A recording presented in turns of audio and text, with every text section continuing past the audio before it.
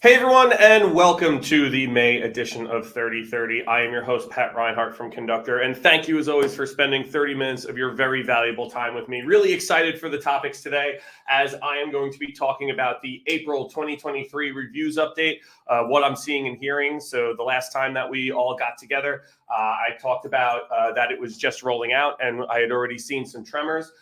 Definitely had some teeth. Wasn't was a little bit of a roller coaster, but we'll get into some examples of that.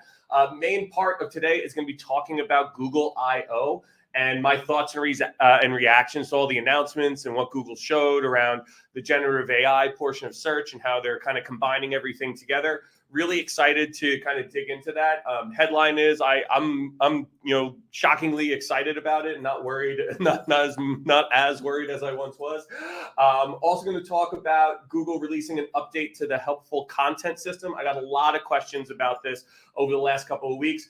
And also something else that I got a lot of questions about was that Google announced that they retired mobile-friendly, the ranking systems of mobile friendliness, page speed, page experience, and secure sites. A lot of people are a little confused on what that means, a ranking signal versus ranking system versus concept. So we're going to get into all that, but let's jump into it now because we only have 30 minutes. Number one, the April 2023 reviews update. Apologies for my wordy slides. So on April 12th, Google rolled out the April 2023 reviews update. And I put reviews in quotation marks here because obviously before this, I would have been talking about product reviews updates, right? Because that is what we have seen. We have seen 6 iterations of that.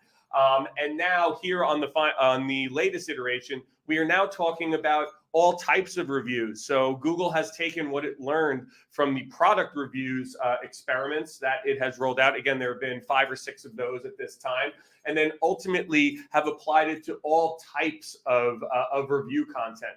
This update's completed on April 26th, which falls right in their normal, like historically normal schedule between 10 and 14 days. This is about 13-day rollout. So these bigger ones are definitely still taking that amount of time. Which is interesting because Google was rolling out a lot of other updates at the end of last year, if you remember. We talked a lot about this, very much in quick succession of one another, and in some cases on top of one another. So from that perspective, interesting to see. It seems that they have kind of slowed down or gone back to their normal rollout schedule, as we are definitely seeing the quicker succession of them. Not so many rolling out at the same time or simultaneously, but also they seem to be taking their time rolling them out again, which I think is probably a positive thing. But again, the big thing here to recognize is that the word products is not involved here, and that this was. And that this is now, this is now about all types of review content. So this could be really about anything, right? And when we send out the presentation, I implore you to read the Google documentation here. But basically, this could be about any type of thing. It can be about a head-to-head comparison. It can be about an experience, a service, really anything that can be reviewed or any content that would be deemed review content. Google is now aligning to this, which is interesting because they also are releasing a feature called perspectives into search, which we'll get into when we talk about the update to the Google helpful content update. Which solely relies on firsthand experiences. And I think a lot of this all coincides with one another. And this has probably been planned and in the works for a while. But from that perspective, all review content now falls under this. Typically, they're looking at the page level and not site-wide for these types of updates. And any sites that have a substantial amount of review content, though, the entire site may be evaluated, which, again, if you tuned in last month, we saw a lot of sites that were hit on a site-wide level and not just a page-by-page level. But typically, this will be impacting review content on a page-to-page basis, not on a site-wide content. But if your site has a substantial amount of review content, I don't really know what the percentage of your site is. I can't really say, speak to that.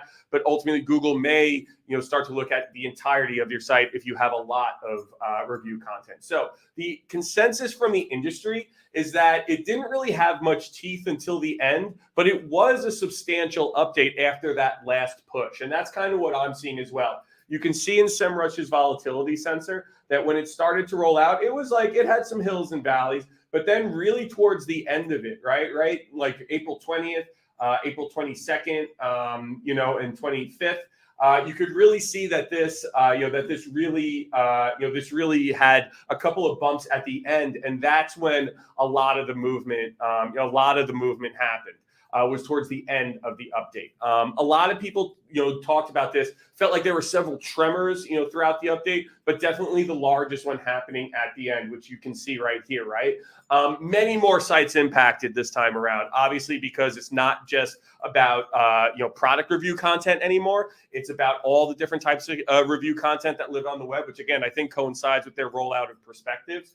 But from that perspective, from that angle, it is really, like this one definitely didn't have as much teeth, but until right at the end. And then it really bit down hard. And I'll show you some examples. So here's a retail site that I've shown before, that struggled through previous product reviews update. They sell electronics, appliances, what have you. And the March core update was not kind to them. They saw a dip heading that way. But when this review update showed down, actually the last image I showed last month was these two right here going from these three going from April 8th to the April 22nd week update. And as you can see, there was definitely a little bit of a bucket that formed here, in the performance, because as you can see, as it rolled out, and then right at the end, it started to head back in the right direction. So Google definitely turned the dial way up and impacted sites. As you can see, it went down, and then right at the end, around that, between the 20th and the 25th, really, there were three really, big bumps there. It started to head back in the right direction. And this site has continued to climb, which is really interesting. And I saw this across a lot of retail sites, where there were, definitely product reviews were still impacted here. So this was definitely a continuation of that. So it's not that product review content wasn't impacted.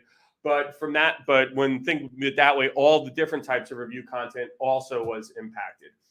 Here's an aggregator site that I also show often. That saw recovery through this, but also looks like they saw a little downturn after some of the aftershocks. Now, what do I mean by aftershocks? When I say aftershocks, you hear other people in the industry say unconfirmed update. Right? I am now convinced that there is no such thing as an unconfirmed update. What these aftershocks are is just Google continuing to turn the dial up and dial down on whatever the closest update was that they were previously working on. So even though the April 2023 reviews update, which will take a while for me to get used to saying without products in front of it, reviews update stopped rolling out on April 26th, there definitely were some aftershocks afterwards, and you can see it all over the forums and all over the major news outlets for the SEO industry. Is that again, most people call them unconfirmed algorithm updates. I don't think there's such thing as that. I really think it's just Google turning the dial up and turning the dial down on the last update that came down. So think of it that way when someone says, oh, there was an unconfirmed update. I don't think Google does that. I really don't. I think they're just testing, getting data back, and continuing to tweak the latest update that is now fully integrated into the algorithm. So think of it that way. And I truly believe that that's what it is. So as everyone here knows, I follow Glenn Gabe. You should too. With any major algorithm update, he always has a lot of great visualizations and a lot of great downloads on everything that's happening. And as you can see here was a site that we saw another bucket effect here right as it rolled, right before as it was rolling out. Interesting here that Google turning the dial up and turning the dial down.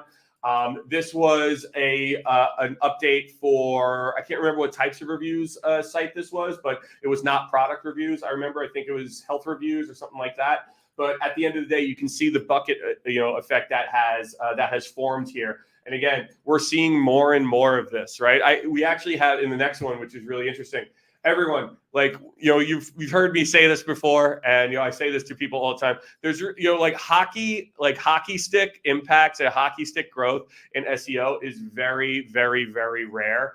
And when I saw this one, I had to show it because it was really crazy. This is another review, another site that has a ton of review content on it.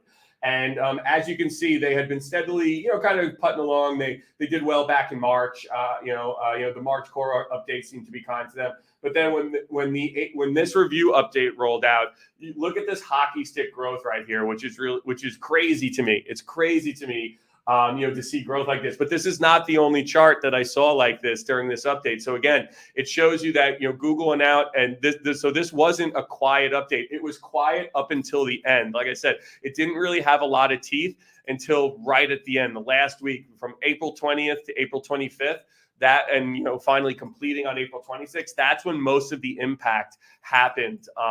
For this update, which the examples I just showed you, illustrated hopefully. But this is crazy to see hockey stick growth like this. I haven't seen stuff like this since 2008. So it's really interesting to see the way that Google is, continues to be wildly volatile, continues to roll out these updates, which really are having massive impact. Again, like this, I feel like this is 10 years ago when Google was rolling out a lot of its, its first big algorithm updates, or even 20 years ago. And it's really interesting to see that they kind of feel like they're becoming more intense again. And again, I think that's just the pressure of all of, there's the pressure of Bing Chat, there's the pressure of TikTok and Instagram. There's the pressure of maintaining their market share in the search world. But it's interesting to see how volatile they've been. So the headline for the April 2023 reviews update, again, does not just impact product reviews anymore. This is now for any type of review content that exists on your site.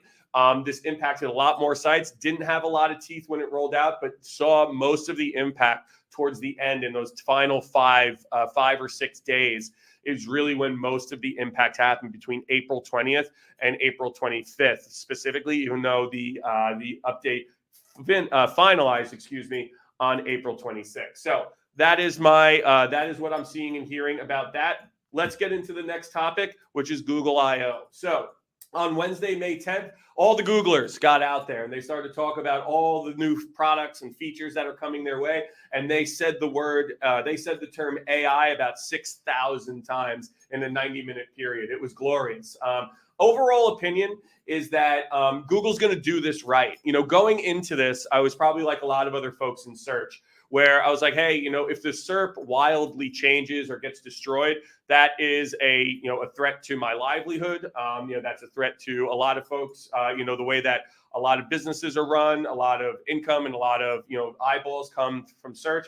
What are they going to do here? But I was pleasantly surprised and relieved that the SERP, largely, or search engine result pages, for anyone who might be on the more junior side here, didn't really get destroyed. Right. And that's one of my big things. The SERP is not dead. It's just different, but in my opinion, not in a bad way. The AI section is big. The generative AI section is big, but it has links to multiple sites. So the variety remains. It's not just that the chat the AI is picking up 1 or 2 sites. There's multiple links and citations. So that's good. They incorporated the chat function in a smart, functional way, and I'll show that in a minute. I think it's a lot better than the way that Bing is doing it. And Bing did a good job with how they did it. Really, really smart way to use like the chat feature of how they want to use it, to iterate on search. And the mobile experience, however, looks exactly what I feared, which is one gigantic text message thread. But it's actually not as bad as I thought it would be. I still don't love it because it feels like I'm talking. It doesn't feel like a search result to me. But ultimately, I'm sure that's just more of me being an old fart and just needing to get used to it. but ultimately it wasn't as bad as I thought it was going to be. So just want to start, show some screenshots here. So here is, a search that they did, a very long, conversational, query that was put in. And ultimately it showed this, right? And again, it marks it that it's the generative AI is experimental. And then it gives you the choices at the bottom to ask a follow-up, how long to spend at Bryce Canyon. It gives you here, but then to the right, it gives you links. There are 3 links here, which you can use from, from quality sources, which I think, okay, that's good. There is variety here, and there's an answer here, which doesn't seem to necessarily come from anywhere. But also there are, but there's links to other things there and ways to iterate on your search. Now, if you scroll down, the regular SERP is still there below the generative AI experience. What will be interesting to see is how this impacts click-through rates, right? Where will people click? Will people click mostly in the 3 boxes that show up here, or however many boxes show up in the generative AI section? Or will people continue to scroll down below it? My guess is that those top spots, and I think that we could probably count those 3 boxes as position 1, 2, and 3, even though they're next to one another. But I think we can count those as the coveted top 3 spots. But it was good to see that below, a traditional SERP did still exist. And I actually like that it was a little bit more colorful, a little bit more visual, which is not surprising, as anyone who's joined the show recently knows that I am putting a lot of dollars down that Google is moving in a more visual direction. You can see it in everything that they do. And definitely the SERP that I see here is more visual. Now, when you dig in a little bit more, that's when the generative AI actually provides you with more links, which is really interesting. But the other interesting thing here is that when you look at the sites that are here, right, because it's saying like both Bryce family, Canyon Arches are family friendly, has 2 paved trails that allow dogs, has Hutto's natural bridge and waterfalls. Look what's here. Samplingamerica.com, samplingamerica.com, MPS.gov, MPS.gov. So when you look at that, it's like, that's interesting because that they are showing multiple results for the same site, within the same area, which is interesting to me. And I think makes having more, more specific, specified, content even more powerful, because you can actually show up multiple times for different topics within the same topic cluster. So again, to me, the big question is like, how does this impact, click-through rate? Like, where are these clicks going to go? Are people going to look through these and say, or in default to these? Probably a lot of times. And how much are they going to continue to scroll down? And does the top 10 links really matter anymore? Or is it really like, hey, you're in the AI box or you're not in the AI box? So from that perspective, again, I don't hate this. I think it's actually a really good iteration, and it's the next kind of version of what search will become. But there's definitely some things to think about, right? And here's a better shot. I mean, not a great screenshot because they didn't do like the full screen of this, but here's a good shot of the regular SERP again, right? This is below the AI generative box. And from that perspective, the regular SERP is still there. So the AI box is on top. You ask it a query and it's going to generate the best answer it can for you and then give you the links that it references. That's my understanding of how it's going to work. But then below that, there will still be links to other sites that you can still explore. So it still gives, publishers the opportunity, and it still like has the look and feel of the traditional SERP, even though it is much more visual. So from that perspective, just something to consider as well. Now, of course, something else that I really liked was how they handled shopping. I think they actually explained the shopping, their shopping scheme really well, that it's the largest. It updates, 1 billion times every hour or something like that. But I think that this is a cool, an interesting way of, taking their current experience, really, of how they have, of how Google Shopping works and all the shopping results, and kind of combining it with this, where there are shopping elements here, but there's also informational, stuff here, which to me, I think is more opportunity for publishers to get, to kind of blend in with the shopping results, which is really interesting. So from that perspective, just take that into, think of that, right? Is that like, if we have the opportunity to educate people in the same, kind of in the same realm as the shopping, as shopping exists, which we really don't today. You either have your shopping results with carousel, or you have, your 10 blue links, right? So from that perspective, it kind of is combining everything in a smarter, better way. And I think this opens up more opportunity for publishers and folks that have this type of educational content.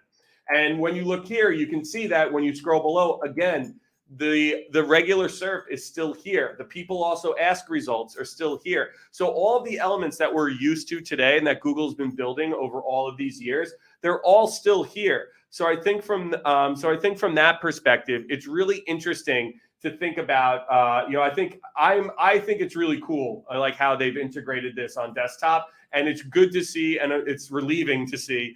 I will say that it's relieving to see that the traditional SERP is still here. So something to think about as well. Again, thank God they found a place for ads. So everyone calm down. There's still a place for ads. So we'll still be bombarded by ads every day.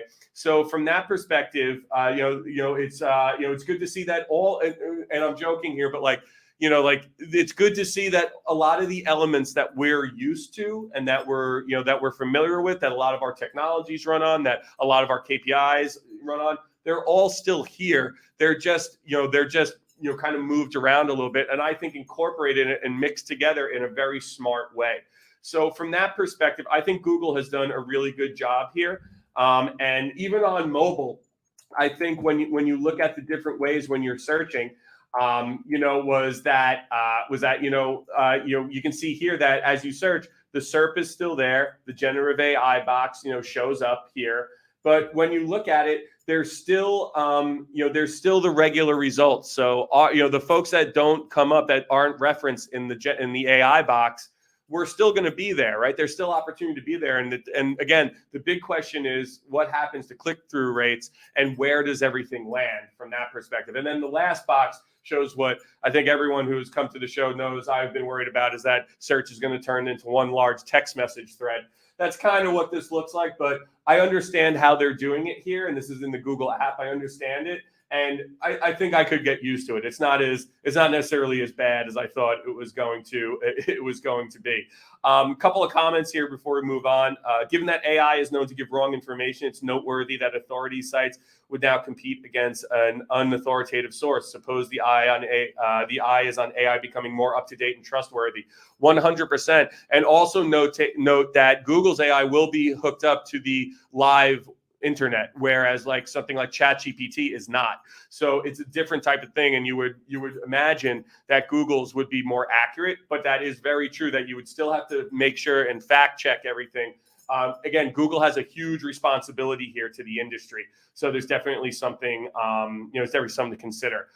Before we move on, would these be shopping ads or search ads on those AI results? I would imagine that eventually there will be ads within that box, but I didn't see any. I saw result types to product pages and their schema showing up, but I didn't see any ads within the AI box in the presentation.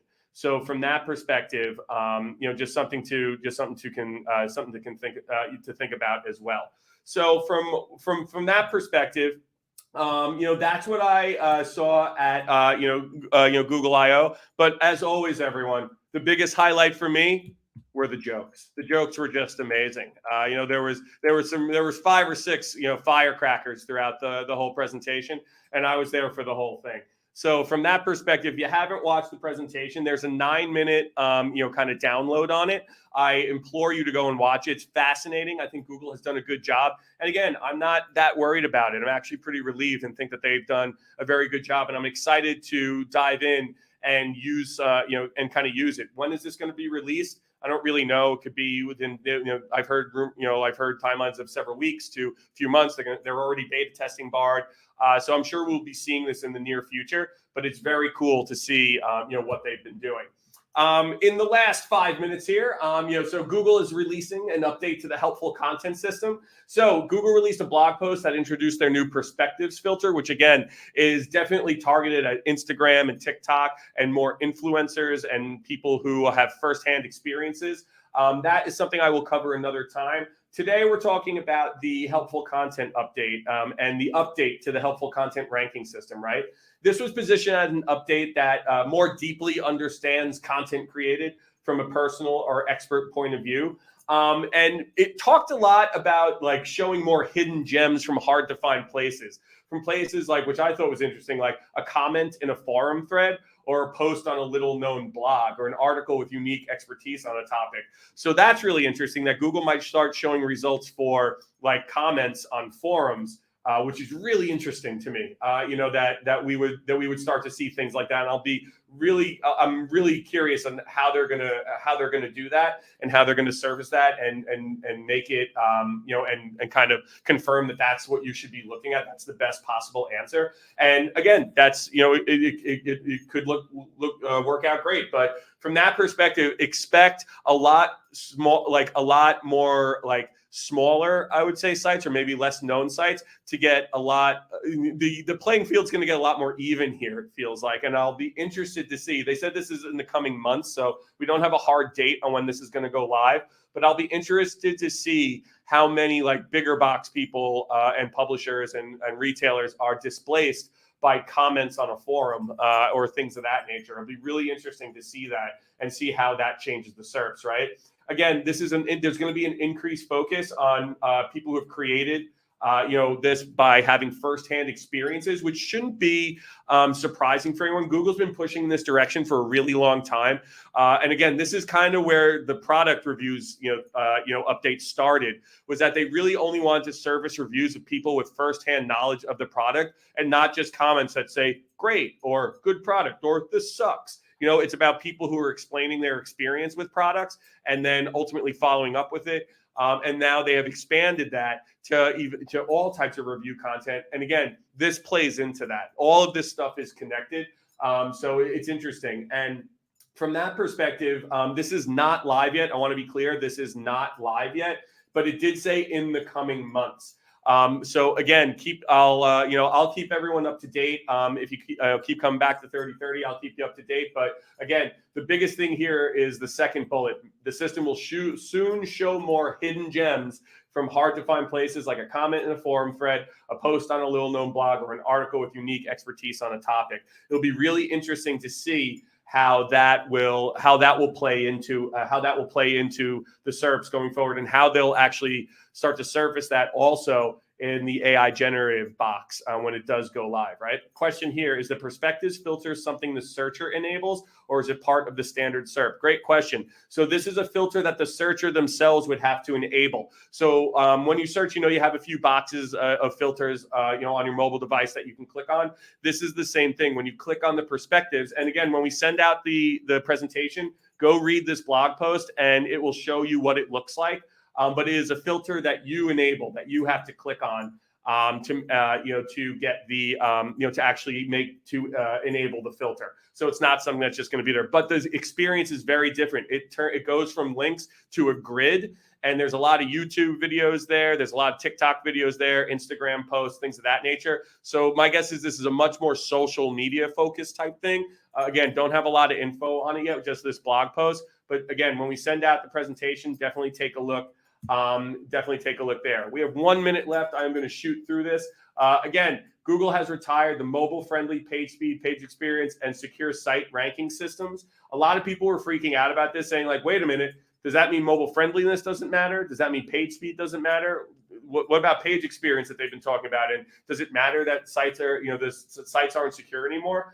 Honestly, everyone, this shouldn't change a thing that you were doing. Arguably, and I would argue that none of these things that most of these things are things that people spend way too much time on, and there are a lot of rabbit holes, right? Page speed being one of the biggest ones, and I'm guilty of this as well. Page speeds is a deep, dark hole. People spend a bunch of time, effort, and money on. Honestly, as long as your page speed isn't abysmal, like in like 10 or 20 or the single digits, you're probably fine, and it's not this humongous ranking factor. Mobilegeddon was a total snore years ago. I know I wrote the guide in it for Search Engine Journal back in 2017. This was just Google pushing people, being a polite bully, as I always call them, to create mobile sites and not have MDOT sites and things of that nature. If you don't have a secure site by now, that's irresponsible. Have a secure site, whether or not you get a ranking boost or not, which you probably never really did.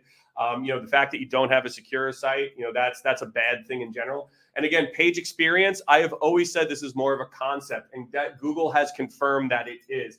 The page experience thing was a concept to describe a key set of page experience aspects for site owners to focus on. It was never a ranking factor. Again, this was Google pushing you in a good direction to do things better. So what should we do here? Listen to John. In my opinion, most people don't need to do anything different. There's nothing you need to do different here. Ranking systems versus ranking factors. Again, all of these things that are listed here that are now retired probably weren't doing much from a ranking perspective anyway, so don't worry about it. But again, just continue to take care of your sites and you will totally be fine. Continue to make sure they aren't dumpster fires and you'll totally be fine. So don't freak out about this. I had a lot of people email me. They're like, oh my God, what do I do about this? You don't do anything. Just keep doing what you're doing. You're all doing a great job. And with that, we talked a lot about algorithms today, but the only algorithm that matters is the heart and mind of your customer. If you create great content that they love and that they want to read, they want to experience, they'll keep coming back and they'll be customers for life. Again, anyone who has any more in-depth questions on this, please join us next Tuesday, May 23rd at 11 Eastern. We'll be doing office hours again. We've been having fun with those. Appreciate the folks that have come. And with that, everybody, summer is around the corner. Can't wait to start my new grill. I bought a new grill, built an outdoor kitchen. Excited to get that fired up. Not super excited that my kids are not going to be in school anymore. But hey, man, at least the weather will be nice. With that, everyone, thank you for spending 30 minutes of your valuable time with me. I say this every month. This is my favorite part of my job, and I wouldn't be able to do it without all of you. Thank you so much, and we will see you next month.